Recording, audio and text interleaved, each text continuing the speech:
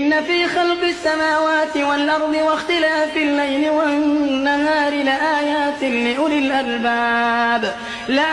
لأولي الألباب الذين يذكرون الله قياما وقعودا وعلى جنوبهم ويتفكرون في خلق السماوات والأرض ربنا ما خلقت هذا باطلا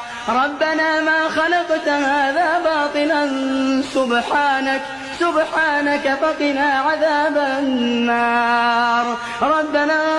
إنك من تدخل النار